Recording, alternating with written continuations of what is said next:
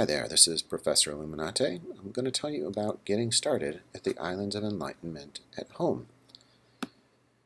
Your first step is to download an OpenSim browser. Now, a browser is kind of like an internet browser, like Internet Explorer or Firefox or Google Chrome, but this is for virtual environments.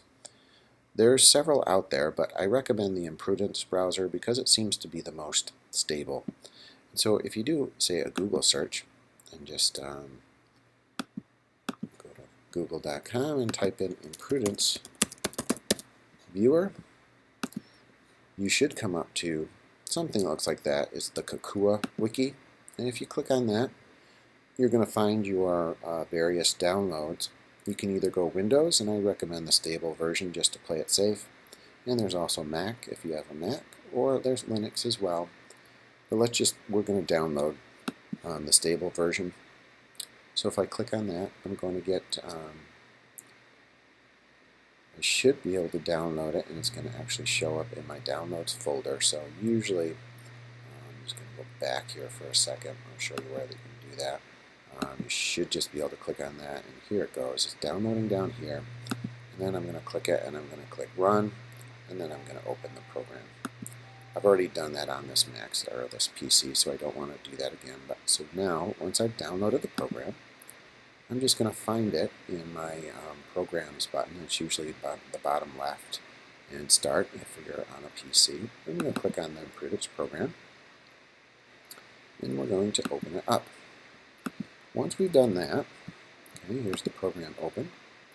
I'm going to go to this Grid Manager. You want to find the blue Grid Manager button, and you only need to do this once.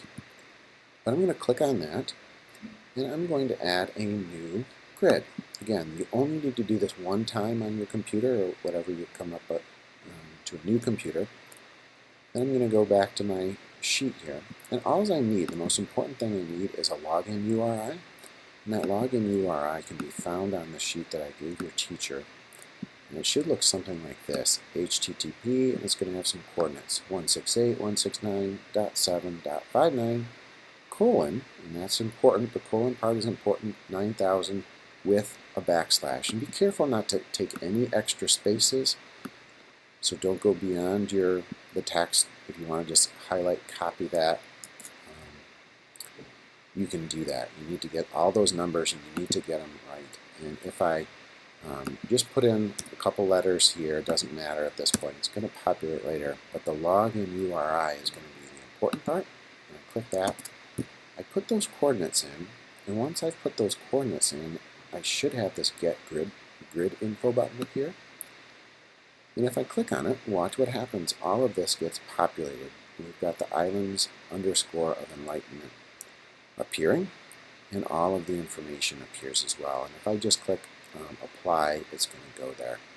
And what will happen is, once you've done that, and again, as a one-time setup, now I can go down to this grid here, and and this is an important step. You have to make sure that you select the grid. So I go Island. If I click this drop down, I'm going to get a bunch of different virtual worlds. What I want to make sure I click on is the Islands of Enlightenment. And when I click on that, then I type in my avatar first name, last name, and password. You should see this screen, by the way. You should have this Islands of Enlightenment blue screen with the two pictures here. If you don't have that, you're probably not in the right grid. So make sure that you select the right grid. It should be Islands underscore of underscore Enlightenment. You'll know that's the right one. And then I'm going to just type in my password. And there I go. I'm going to log right in. So I hope this was helpful in getting you started on exploring the Islands of Enlightenment. As far as troubleshooting go, make sure you type in the right coordinates in that login URI spot, and make sure that you have the right grid selected when you're done. And you can actually delete those other grids because you need separate accounts for those. But for our grid, this is all you need. So I hope that was helpful. Feel free to give me a call if it isn't, or send a note to your teacher. Thanks.